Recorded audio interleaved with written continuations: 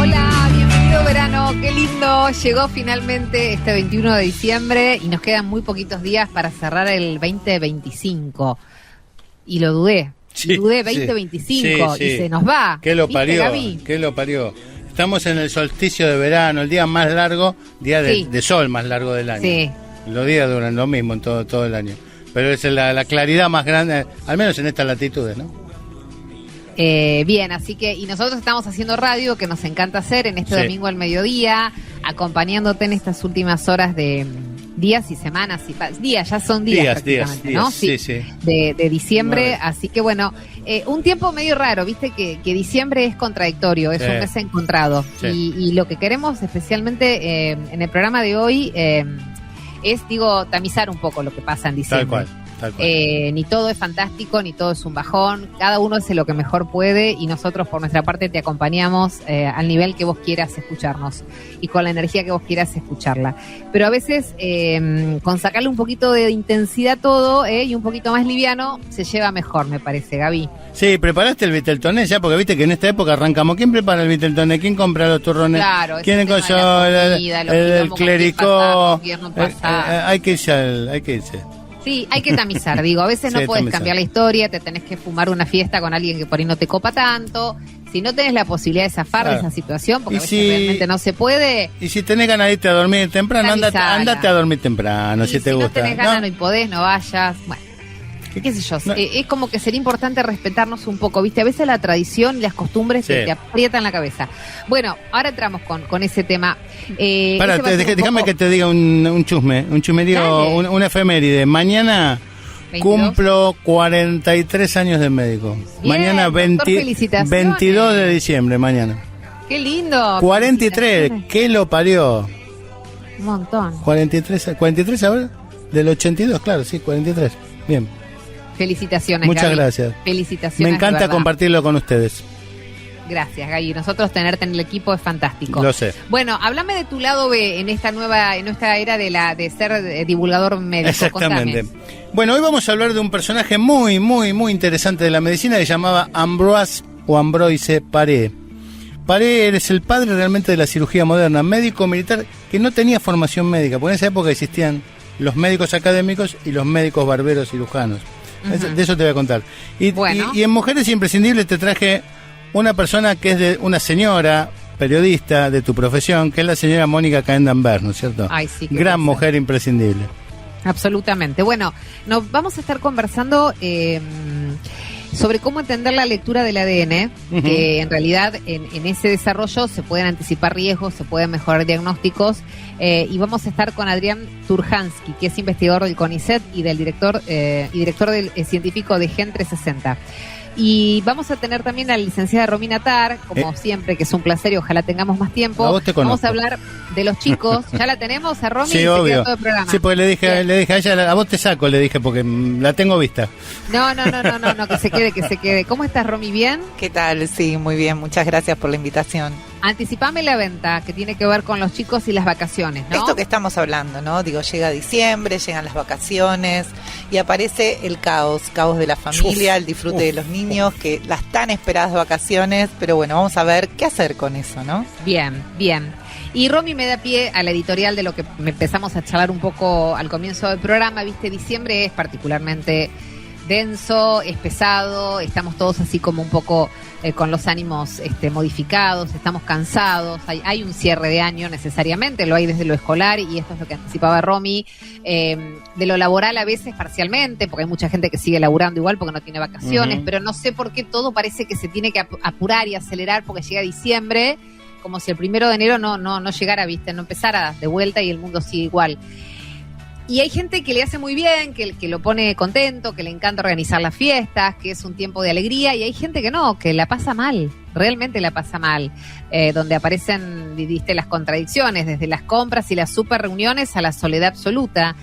Entonces me parece que lo que nos queda a esta altura, que podemos ir evolucionando todos este pensamiento, es salirnos de lo establecido, de lo que debe ser. Se tiene que comer acá, nos tenemos que juntar con tal, tenemos que... Bueno, a ver, empecemos a registrar al otro. ¿Qué le pasa? ¿Qué necesita? ¿Qué puede? ¿Qué no puede? ¿Qué tiene ganas? O sea, no forzar ese ánimo, no juzgar, no imponer, sino realmente abrirnos a compartir si es que el otro lo desea o si nosotros mismos lo deseamos. Digo, podemos estar de un lado o del otro, ¿no? La forma de celebrar, las maneras de celebrar. En este caso, por ejemplo, ya hace años que se viene elaborando mucho en la campaña de una Navidad o un Año Nuevo con luces y sin ruidos. El ruido desestabiliza, es una estampida, no tiene nada de divertido, tiene mucho de agresivo el ruido, la explosión, el estallido, es desagradable. Uh-huh. No hay manera de que sea lindo.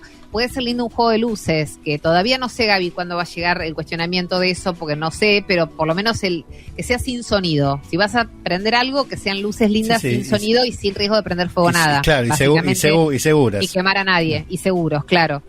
Entonces, y nada, y si tenemos que medio bancar una noche, porque bueno, la Navidad o el Año Nuevo no pudimos zafar, o hay alguien en la mesa que no nos copa tanto, y tamiza un poquito, hagamos una amnistía esa noche, un manto de piedad, no es el momento para sacar a relucir esos temas que no se pudieron arreglar en otro momento, y justo esta noche lo vas a venir a arreglar. Yo digo, cuando la cosa viene tan densa, y más livianito, todo más livianito, no con las tripas afuera y el corazón en la mano.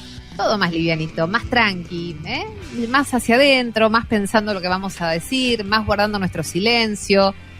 Creo que más o menos por ahí va la historia, tratar de hacer lo que a uno mejor le haga, pero además, lo más importante, ver al otro, qué le pasa, qué necesita, qué le hace bien y qué le hace mal. Me parece que así entre todos la llevamos mejor. Bienvenidos, soy Milva Castellini y esto es Fuerza Natural. Fuerza Natural. Se puede. Podemos. Un mundo mejor es posible. Milva Castellini, Gabriel Barbagalo, hasta las 13 en Splendid 990.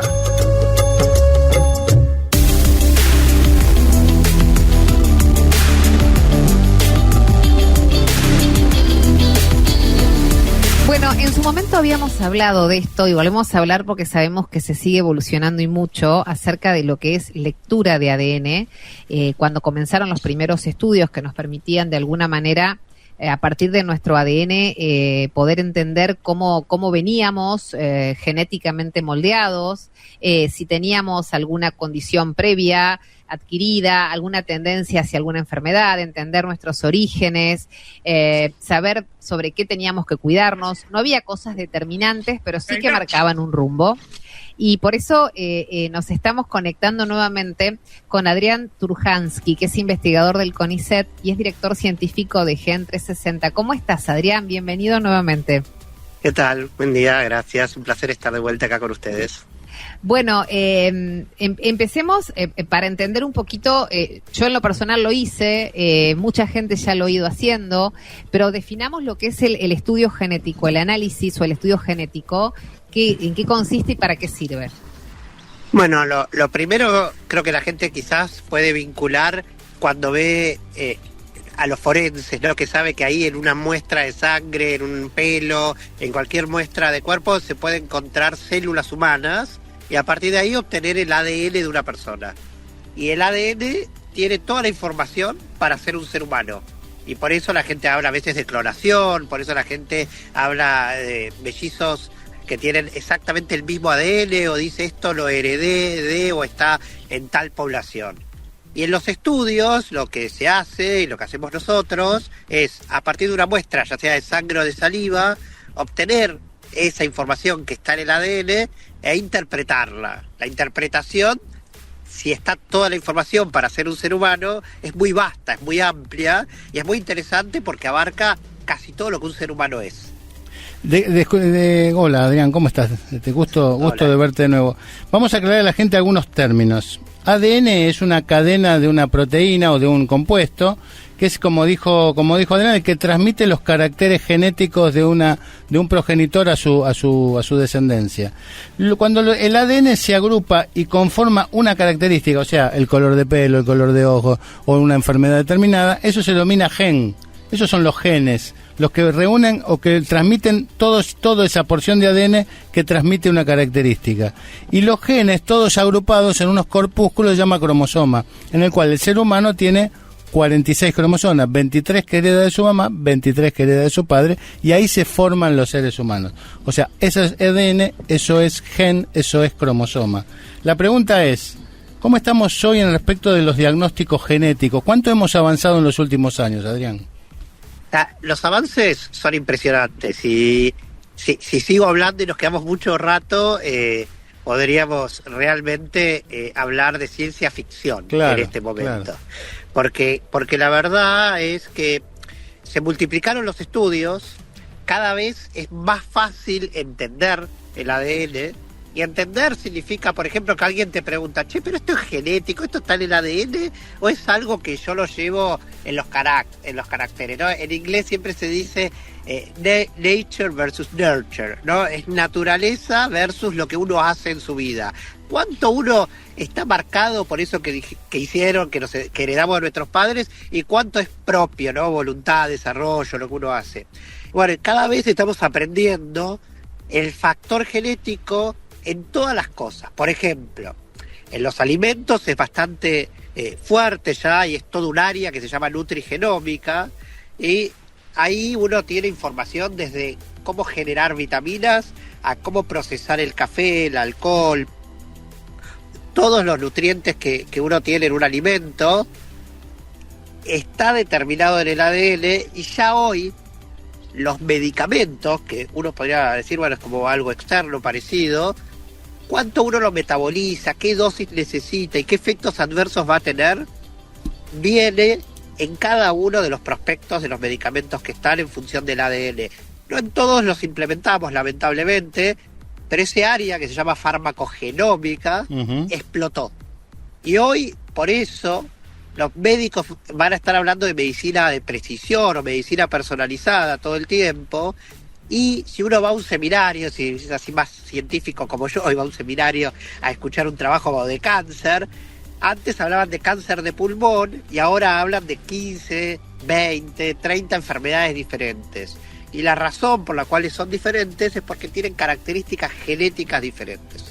Entonces, así como se habla de diferentes diabetes, así como se fue hablando de diferentes cepas de COVID, claro. Bueno, ahora todo se mapea en la salud, en la nutrición, en los medicamentos en función de la genética. Perdón, Adrián, que te interrumpí el concepto. Siguiendo esta línea, digo, no sé si la palabra epigenética es la correcta, pero ¿cuánto hay de lo que nosotros le podemos poner como propio por método de vida, hábitos, cambio de costumbres? ¿Cuánto podemos modificar a eso que nos viene de alguna manera heredado? Ahora, en el casi 99% de las enfermedades es muchísimo lo que podemos hacer. En las que no podemos hacer son las que la gente antes denominaba como enfermedades genéticas puras. Claro. ¿Por qué las dice? Como dice, esta enfermedad genética. Claro. ¿Por qué? ¿Cuándo dice eso? Y cuando lo que nosotros podemos hacer es muy poco. Y esas son las enfermedades que se denominan raras o poco frecuentes, que cada una de esas enfermedades suele estar en menos de 1 en 2000 de la población. Ahí se puede hacer porque hay medicación, hay tratamientos, pero vos no vas a modificarla por cómo cambias tus hábitos. Pero, por ejemplo, yo soy intolerante a la lactosa. Y es fácil hoy, algo que antes era muy difícil, tener hábitos en los cuales como alimentos deslactosados, bajo la cantidad de lactosa en diferentes tipos de alimentos y decido comer menos. Por ejemplo, mi respuesta al alcohol es una respuesta al alcohol la cual yo tiendo a emborracharme más que la media, lamentablemente. Entonces, también eso tiene una tendencia. Aclaremos que no es porque seas más borracho, sino porque tu hígado funciona más lentamente, ¿no? Seguramente. Exacto, es porque mi hígado funciona más lentamente. Y cuando uno dice de hábitos, por ejemplo, si yo sé que tengo tendencia genética a tener colesterol alto, bueno, el camino va a ser cuidarme, claro, para evitar llegar a tomar estatinas, por ejemplo, que claro, es algo que toma la gente cuando tiene colesterol alto. Y eso sí se puede hacer con la dieta. Entonces, lo que sirve muchísimo la genética y para lo que más se está usando es que la gente no se vuelva loca pensando qué tiene y qué no tiene y de qué se cuida, porque la mayoría de la gente, si se despierta a la mañana y escucha, yo digo, al gurú 1, al gurú 2, al gurú 3, al gurú 4, no sabe cuál de las dietas, cuál de las formas, cuál es el estilo de vida que le va a permitir. Y la razón por la cual si uno le cree a cada uno de los gurús, es porque cada uno de nosotros es diferente. Entonces, no es que haya uno que tenga la razón, sino que para nosotros hay algo que funciona que para mi vecino no. Y eso es porque mi genética es diferente. Adrián, te hago una pregunta, porque es muy común escuchar que hay gente que dice, ¿por qué no nos hacemos entonces todos un mapa genético completo y con eso vamos a determinar enfermedades? El riesgo del falso positivo, el riesgo de detectar enfermedades que quizás nunca se manifiesten, digamos, hay que un poco también desmistificar esto de que es lo mismo que hacer. Vos sabés que Kim Kardashian salió el otro día, tiene 300 millones de seguidores, y salió a decir que todos se tendrían que hacer una resonancia de cuerpo entero, y eso está demostrado que es contraproducente, ¿no es cierto? En este caso también, me parece que la ciencia no aconseja el solicitar estudios cuando no existe una indicación médica precisa. En eso hay dos caminos. No conviene cuando uno puede tener, por ejemplo, ¿dónde es complicado? Hay test genéticos que permiten identificar la posibilidad de desarrollar cáncer. Uh-huh. Si vos haces esos test genéticos y te dicen vas a tener cáncer y tenés un falso positivo, el impacto es enorme. Claro. Y es negativo. Claro.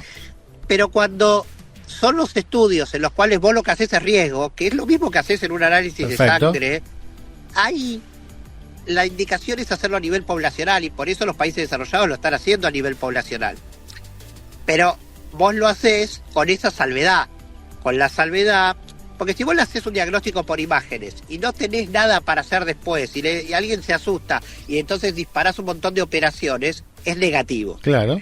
Pero, por ejemplo, el caso paradigmático que ya se demostró, por los cuales se cambió la forma de hacer los test genéticos, es el caso de Angelina Jolie. Sí, el cáncer de Angelina mama. Jolie tenía... Estaba por preguntarte exactamente ese caso, Adrián, Claro, exactamente Angelina Jolie ese. tenía, cuando la gente dice, vea, si yo que hablo de ADN y algo entiendo de este tema, te digo, tenía antecedentes familiares. Vos decís, bueno, pero si sabés lo genético, bueno, todavía no sabemos todo lo genético. Claro. Entonces, antecedentes familiares significa toda la parte genética que yo no sé.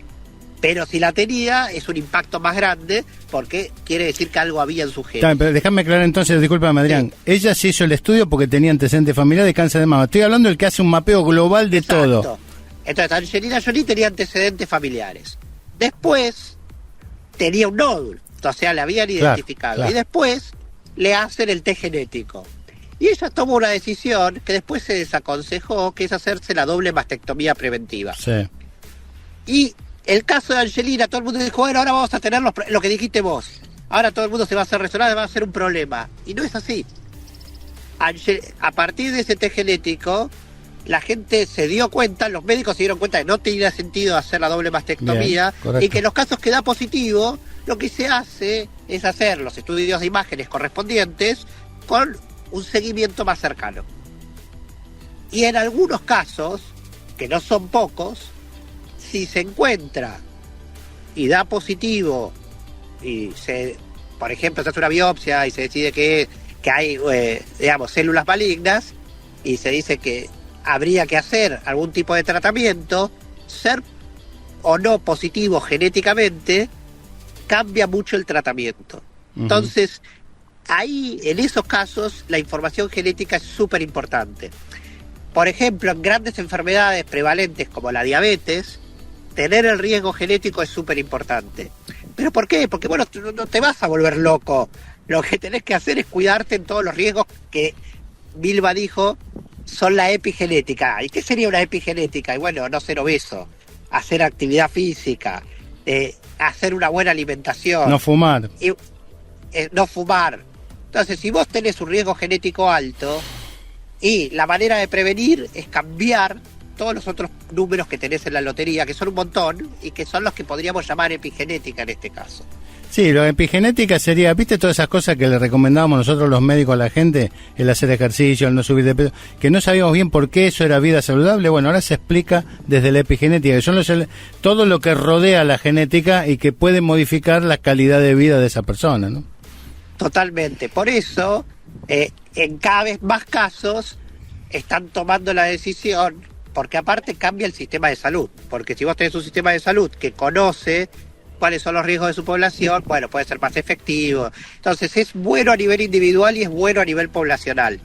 Y el camino está yendo para ahí. Porque aparte, si querés, abro un paréntesis, ahora no solo podemos modificar la epigenética con estos, sino que en los casos más graves, y cada vez va a poder ser más común, podemos incluso cambiar el ADN. Sí, claro. Y no hace mucho, hace unos meses, se curó una beba que tenía una enfermedad genética, que obviamente para cambiar el ADN es algo poco común, no es algo fácil de hacer, es una técnica que está empezando a implementarse en el mundo, y como recién se está implementando, y cambiar el ADN de alguien genera un montón de miedos y de riesgos, que son válidos tenerlos, porque si te equivocás, quizás arruinás a la persona, y aparte toda la idea de que estamos haciendo bebés de probeta o diseñando, eso es todo un problema, pero esta bebé se moría, si no, le cambiaron su ADN y se salvó la vida. Y unos chicos que no oían hace 2,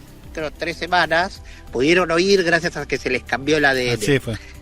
Entonces, determinar el ADN y la cantidad de formas en las que podemos prevenir enfermedades que son muy nocivas para la salud, yo diría que hoy es casi una recomendación unánime. Ahora después siempre viene el tema de si el gobierno quiere invertir, claro. si los estados te iba a preguntar si los eso, Adrián. no quieren pagar. ¿Cómo es la situación en Argentina respecto del acceso a este tipo de estudios? Seguimos atrasados, ¿no? En Argentina seguimos atrasados. Hoy todavía la gente lo tiene que pedir por privado. Uh-huh. Está permitido pedirlo sin orden médica.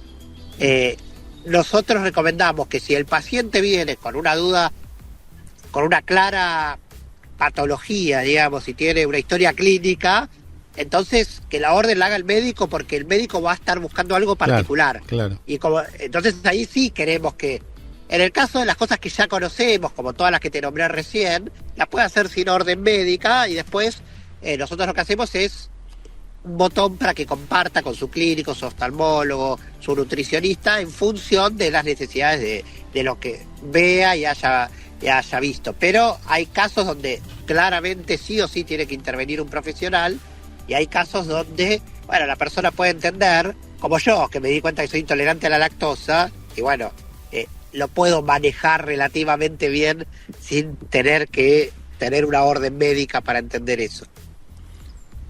Adrián, gracias por tu tiempo, por volver a abordar este tema que siempre tiene alguna novedad, alguna evolución. Así que nada, seguramente vamos a tener otra oportunidad de seguir conversando. Vale, muchísimas gracias, Milva, Gabriel, y que tengan un hermoso programa. Igualmente para vos. Gracias. Era Adrián Turhansky, ¿sí? Es investigador de CONICET, es alguien que además se especializa en todo lo que tiene que ver con el estudio genético. Ya lo hemos consultado en otro momento como director científico de Gen 360. Hacemos una pausa y ya venimos. Sí, recordemos que queda todo guardado siempre, estos reportajes y los anteriores, en @Fuerza Natural Radio en la plataforma de YouTube. Fuerza Natural. Se puede. Podemos. Un mundo mejor es posible. Milva Castellini, Gabriel Barbagalo, hasta las 13 en Splendid 990.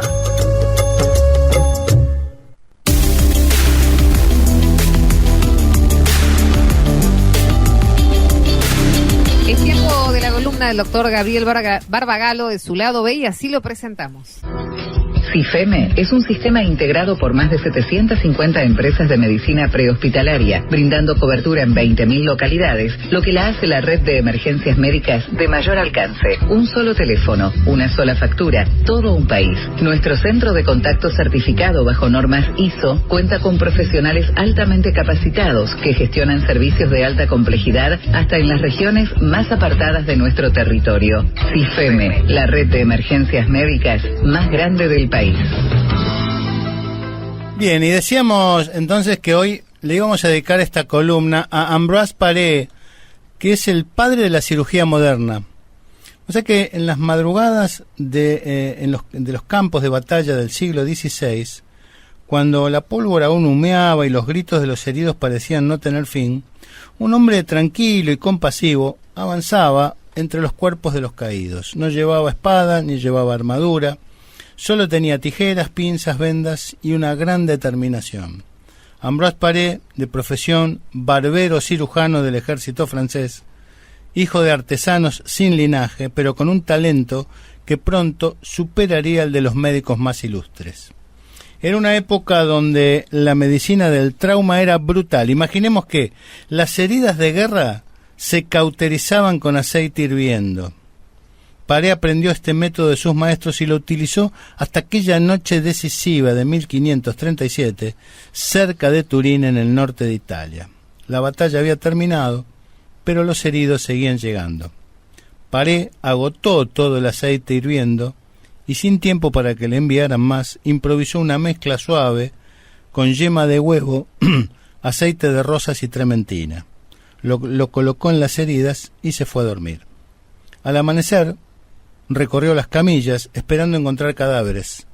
Para su sorpresa, los soldados tratados con la mezcla dormían en paz, mientras que los cauterizados con aceite eran un concierto de fiebre, de gritos y de tormentos. A partir de entonces, Paré repitió su frase célebre que demostraba su tremenda humildad. Cuando le agradecían los resultados de sus tratamientos, él decía: yo lo curé, pero Dios lo sanó. Ambroise Paré emergió en un periodo de transición de la medicina europea.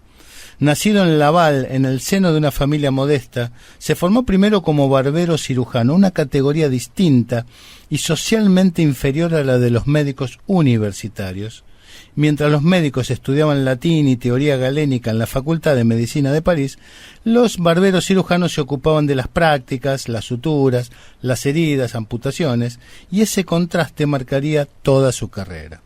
Fue también él quien impulsó la ligadura de los vasos en las amputaciones, reemplazando el hecho de amputar y cauterizar por un procedimiento menos cruel y más seguro. Y cuando un capitán le pidió que describiera sus instrumentos, Paré no solo se los dibujó, sino que además creó prótesis innovadoras, arneses, manos articuladas para mutilados que querían volver a vivir sin esconderse. En París los médicos de la facultad lo miraban con cierto recelo. ¿Qué podía saber un barbero autodidacta? Porque Ambroise tuvo maestros, pero fue un médico empírico sin academia. Los reyes Enrique II, Francisco II, Carlos IX y Enrique III confiaron más en sus manos que en los de los médicos graduados. Cuando un torneo, una lanza astillada, hirió gravemente al rey Enrique II en el ojo, Paré estuvo allí, intentando salvar a un monarca cuyo cerebro se desangraba en silencio. No pudo evitar la tragedia, pero dejó un registro anatómico de lo sucedido que aún hoy asombra por su detalle y su rigor. Ambroise Paré escribió en francés y no en latín, para que lo entendieran todos los cirujanos de su época, no solo los doctos. Su obra se leyó en mercados, en talleres y en campamentos militares, y para muchos fue la primera vez que un libro de medicina parecía hablarles directamente. Murió en 1590, siendo un anciano respetado, tenía 80 años, después de una vida entregada al dolor ajeno, pero dejó detrás una revolución silenciosa. La idea de que la cirugía debía servir al paciente, no a las tradiciones, y que el dolor podía aliviarse y que la humanidad era parte del tratamiento. Ambroise Paré no solo cambió la cirugía, cambió la forma en que los heridos eran mirados. Gracias a él, la cirugía del trauma comenzó a dar esperanza a miles y miles de soldados que parten cada año a las guerras europeas y que colman las páginas de la historia, como la historia de Ambroise Paré que usted, mi querido oyente, merece conocer. Fuerza Natural. Cambia el chip. Descubre. Innova. Transformá. Milva Castellini. Gabriel Barbagalo. Hasta las 13 en Splendid 990. Más radio. Bien, y hoy estamos en el nuevo con nuestra querida la licenciada Tar, Milva. Sí, claro que sí, con Romina y con tiempo para hablar con ella, esperemos, aunque siempre nos queda corto. Romy, ¿cómo estás? Muy bien, muy bien. Bueno, Acá. empezamos el programa hablando de diciembre, toda la carga emocional que tiene, de que es todo mucho de pronto, que hay gente que le copa un montón, hay gente que no tanto, y los chicos son un tema en diciembre también, porque también llegan cansados, estresados, se termina el colegio o algunos estudian un poco más porque tienen que recuperar o lo que fuere, pero hay ahí un desorden que se provoca, ¿no? Hay un desorden enorme. Por un lado llegan las tan ansiadas vacaciones para niños, niñas y jóvenes, pero también empieza cierto caos familiar, ¿no? Porque de alguna manera durante el año con la escolaridad uno tiene una organización, ¿no? Hay como un modus operandi, sí, claro, entre la escuela, actividades extracurriculares, pools que se comparten con otras familias, etcétera, etcétera. Ahora, en las vacaciones, como su término lo indica, es una suspensión temporaria de la actividad, la que sea, ¿no? Educativa, deportiva, de trabajo. Y ya vos hablabas del latín, y vacatio significa esto de quedar vacante, claro, desocupado. Claro. Y ahí se instala esta pregunta, ¿qué hacer? ¿No? La familia, bueno, ¿qué hacemos? Hay que reorganizarse. Y ahí, bueno, depende, por supuesto, de cada familia, pero se impone esta pregunta, ¿qué hacer? Y se impone un versus entre el tiempo ocioso versus el tiempo productivo. Digamos, estamos atravesados por una sociedad capitalista que tiene el paradigma de la producción y del consumo. Entonces siempre es hacer. Incluso si hace calor, si los chicos están cansados, la idea es mutear a los niños, a nosotros, a los adultos, para poder seguir produciendo y consumiendo. Entonces, en esta cosa de silenciarnos, de mutearnos, no nos encontramos con lo que nos pasa. Entonces, por ahí la propuesta es, bueno, a ver, llamemos a la detención, paremos un poquito, ¿no? Freno de mano, encontrémonos con lo que nos pasa, con lo que sentimos, con lo que pensamos, con lo que le pasa a esos niños, a esos jóvenes. Escuchemos lo que les pasa, tropecemos con esa singularidad. Y ahí aparecen otras cosas, otras posibilidades, ¿no es cierto? Por ejemplo, hacer nada. El famoso huevo. No sé, pero Dios, es una acción hacer nada, es muy difícil, incluso para los adultos. Nos cuesta un montón. Claro, pero aparte, ¿no? Porque están atravesados por una cosa de inmediatez absoluta. Exacto. Y de que siempre estamos conectados a algo. Nosotros nos aburrimos y en el aburrimiento ahí un montón de juegos. Eso que decías, el aburrimiento. Porque la sociedad, el mundo prepara para que los pies no puedan aburrirse. Y en realidad, para mí, vamos con esa propuesta. Vamos con la propuesta del aburrimiento. Porque en el aburrimiento hay un tiempo muerto, ¿no? Uh-huh. Hay un vacío. Imagínate que los niños vienen con la escuela, las tareas, las actividades, y van y entran a tal hora y salen a tal hora y comen el almuerzo y la vianda y entonces van bien, tienen todo arreglado, todo regula, la colonia. Ahora, ¿qué pasa cuando esa voz en off que guiona todo lo que tiene que hacer desaparece, se silencia y se encuentran con ellos mismos? Aparece el aburrimiento. Y aparece el aburrimiento que muchas veces lo transitan con enojo, con malestar, con inquietud, con molesta, incomoda y empiezan a demandar, ¿no? Demandan pantalla, demandan atención, demandan que le compremos cosas, demandan. Uh-huh. Entonces digo, qué importante poder acompañar el transitar por el aburrimiento, acompañar este proceso como familia, pasar el umbral del aburrimiento, porque del otro lado aparece la subjetividad, aparece la creatividad. El aburrimiento es el pasaporte a la creatividad. Es necesario poder aburrirse para que aparezca algo de lo propio, porque si no es reproducción. Todo el tiempo estamos haciendo lo mismo que pasa en la escuela. Digo, le dan tarea, hace la tarea, guionamos su vida. Si pasamos ese umbral, si ellos se encuentran con lo propio, van a poder elegir libremente, digamos, sin poder ser elegidos, guionados, decididos por otros. Pero nosotros también tenemos que poder acompañarlos, porque a los adultos nos cuesta un montón bancarnos esa incomodidad. Entonces, digo, es importante es una decisión, ¿no?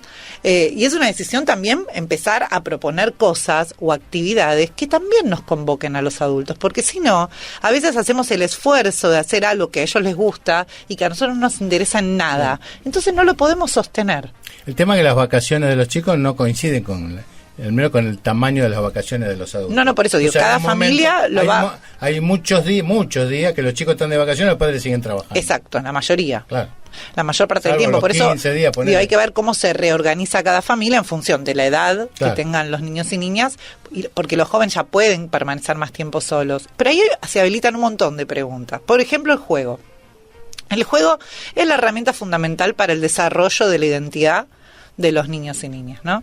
En el juego, me gusta hablar de identidades, porque es un proceso que no es estanco, es dinámico y está en constante construcción y reconstrucción. Y nos encontramos con el juego simbólico, donde arman escenarios lúdicos hermosos, con muñequito, virome, no importa, lo que tengan a mano, y donde ahí proyectan todo lo que les pasa en la escuela, en la casa, en el club, con los amigos, y eso está buenísimo porque nos permite conocer su mundo interno. Es una herramienta. Ujú. Ahora, por ejemplo, también hay juegos reglados, que como lo dice el nombre, hay un reglamento que nosotros leemos con los niños, con las niñas, y tratamos de ajustarnos a esas reglas. Y ahí está buenísimo porque tienen que esperar los tiempos, los turnos, el tiempo que le lleve al otro el desempeño de ese juego, bancárselo.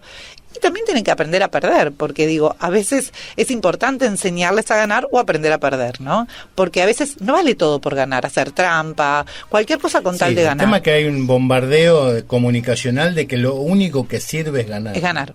Entonces, Y por eso eso digo, es terrible. por eso estamos acá para hacer una detención, una pausa. Te puse un tema para otro próximo encuentro. También podemos habilitar ahí una charla claro, más profunda, en detalle. El tema de la frustración ante perder, ¿no? Por eso, pero bueno, eso es otro tema. Se burla Claro. permanentemente Bueno, vos lo sabés explicar mejor, Romy. En el juego, en el volver a jugar, en el juego de la infancia, se aprenden un poco las reglas de la vida. Claro. En el juego Exacto. nuestro, no en el de las pantallas. Por eso se teme mucho de esa infancia perdida, atravesada por pantallas y smartphones, donde perdieron la capacidad de jugar. Y ahí están esas reglas de convivencia. Pierdo, gano, cedo, negocio. Te prepara para lo que viene después. Exacto, pero lo que siempre nos invita a esto es a involucrarnos en la crianza de nuestros hijos Sí, claro. y de nuestras hijas, ¿no? Porque digo, por ahí queremos compartir un rato, un tiempo con ellos, ¿no? Entonces armamos una merienda. Estamos más preocupados porque la torta esté decorada, por el plato de sitio, por la servilletita que no sé qué. Y después cuando nos sentamos a compartir ese espacio, por ahí estamos con el celular. Obviamente que podemos tener una emergencia, pero digo, No, estamos de después acuerdo. estamos ahí no pudiendo escuchar o aprovechando, entre comillas, ese momento para obtener la información que queremos y brindar información. Entonces es un intercambio de lo que nosotros queremos obtener o brindar, pero no es una escucha real que tenga que ver con los intereses y con el deseo de ese niño, de ese joven. No, estamos ahí tratando de obtener lo que nosotros queremos. Entonces ahí no importa el tiempo, no tiene que ser un montón de tiempo, porque por supuesto que ellos siguen de vacaciones y nosotros no, pero sí tiene que ser un tiempo de calidad, tiempo productivo, y los límites no se toman vacaciones. Los límites hay que poder sostenerlos, porque el límite, el borde, lo que hace, le da seguridad y contención. A un niño, a un joven, necesitamos de esos límites para poder seguir y continuar la vida, para continuar el proceso de esta identidad, de la crianza. No, eso no se toma vacaciones. Vos sabés que, les acabo de decir que hace 43 años me recibí de médico. Imagínate cuando yo era chico, ¿de cuánto tiempo estamos hablando? Mis viejos, escuchá, Milva, me hacía, no sé si a vos te pasó, pero en el verano, un día a la semana, hacer ejercicios del colegio. De matemática. Pero espera, tengo la mamá de un paciente que me preguntó si no podíamos pensar actividades académicas. Escolares, sí. Bueno, escolares Sí. para las vacaciones. Le Bueno. dije, pero son vacaciones. Bueno, ¿viste? Pero viste que el deber tenía otra connotación en una época, ¿no? Distinto es cuando te llevas una materia. yo Digo, nunca. eso es otro mundo. No era mi caso. No estoy hablando de vos. Estoy hablando digo, de primaria, pero yo estaba en edad de yo primaria. también estoy hablando de primaria. No, pero te quiero decir, yo era buen alumno, terminaba bien, mi viejo me dice, los miércoles a la tarde te sentás y te haces estas cuentas. Para no olvidar, andás a ver cuál era el concepto. No, si yo te te olvidabas. imaginas que no estoy haciendo acá un reclamo a mi viejo, ni mucho menos. No, estás haciendo catarsis, te podemos escuchar. Sí, pero estamos para no eso, lo diga sos porque me va a cobrar. Y es su laburo. Tiene Debería. razón.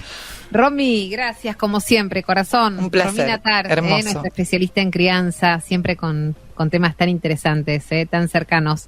Abrazo enorme, corazón. Igualmente, buen fin de año para todos Gracias. y todas. Gracias. ¿Hacemos una pausa? Dale, y venimos ya, y recordad que esta nota con Romy y todas las anteriores quedan en YouTube en @Fuerza Natural Radio. Lu. Fuerza Natural.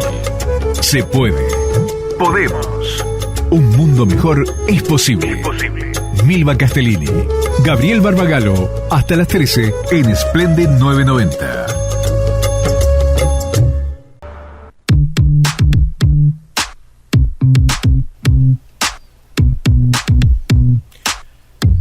Bien, y decíamos que en Mujeres Imprescindibles de hoy tenemos a quizá una de las más grandes periodistas de raza, como es Mónica Caén-Danvers, en la voz de la señora, mi amiga Milva Castellini. Lo escribió Gabriel Barbagalo, como siempre pasa, esta columna de Mujeres Imprescindibles. Bueno, En el silencio de las mañanas de San Pedro, cuando el sol apenas roza las hojas de los cítricos, Mónica Candenberg camina despacio por la galería de la campiña.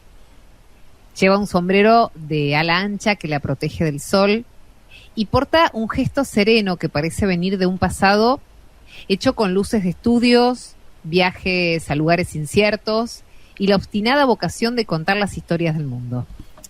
Porque Mónica, antes que una referencia, fue una niña curiosa, hija de un noble francés y de una mamá de linaje patricio.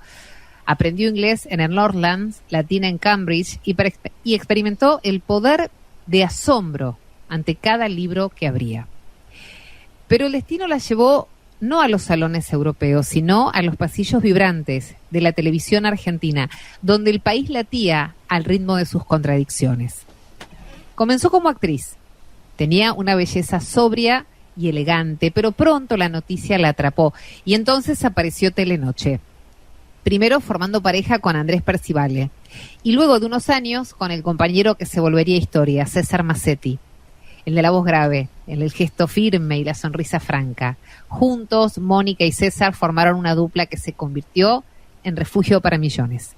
Pero el mundo, con su crudeza, los llamó a los distintos hechos que ocurrían. Hubo guerras, hubo terremotos, la sombra de los dictadores y la fragilidad de pueblos enteros.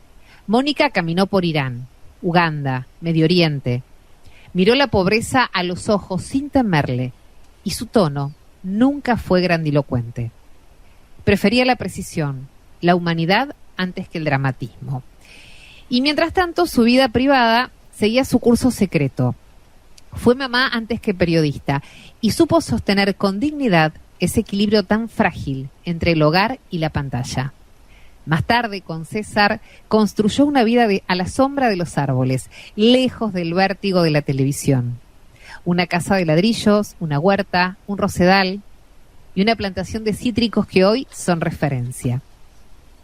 Actualmente, con sus años luminosos, recibe a quien llega a la campiña con una sonrisa tímida, orgullosa de sus rosas y de sus historias. Y cuando habla, aún conserva esa cadencia que marcó generaciones. La mezcla exacta de firmeza y ternura, de distancia profesional y de absoluta humanidad. Porque Mónica es eso, una mujer que vio el mundo de cerca, una voz imprescindible para las cosas urgentes sin perder su esencia ni su estilo. Una grande, ¿no? Mónica Candenberg. Sí. Yo no sé si tuviste oportunidad de ir a la campiña y realmente es así. Ella la ves caminando por allí, por entre los cítricos. Es un personaje de luz. Para mí es un ser de luz, Mónica Candenberg. La verdad que calculo que para vos como periodista la debes tener como... Sí, es referente, claro que sí. A ella, Magdalena, Blackie, son las mujeres del periodismo argentino. Absolutamente, absolutamente. Bueno, amiga, ¿qué hacemos? Vamos a empezar a despedirnos. Empezó el verano, nosotros empezamos a despedirnos del programa de hoy. Nos queda un programa más y cerramos el año. Ha sido un año muy lindo en Splendid. Nos encanta estar acá. Ojalá sigamos el próximo año. Gracias a Fede López Feijó, que es nuestro productor general y, como siempre decimos, el cuore de este equipo. Gracias a Lucas, que nos pone al aire, Lucas Novoa. Gaby Barbagalo, que es mi compañero, y yo soy Milva Castellini. Es un gran placer estar con ustedes haciendo Fuerza Natural, junto con otros compañeros como Romina Tari, gente que se va sumando permanentemente a nuestro grupo. Amiga, te quería decir algo. Vos sabés que el próximo programa, que es el último del año y que vamos a recorrer quizá los grandes momentos de Fuerza Natural, termina nuestro 4º año y ya nos largamos al 5º año, ¿eh? ¿Qué tal? Mirá vos llevas los números de este equipo. Por supuesto, por eso te lo digo. Vamos a empezar el 5º año de Fuerza Natural, antes en Radio con Vos, ahora ya con esta casa que nos cobijó, que es Radio Splendid. Así que allá vamos y confirmamos que el año que viene seguimos, amiga. Ah, qué bueno, gran noticia me acabas de dar. ¿Viste? Creo que por ahora seguimos en el mismo horario, así que bueno. Excelente. Bueno, gracias a todos. Buen domingo, a disfrutarlo. Gracias. Chau.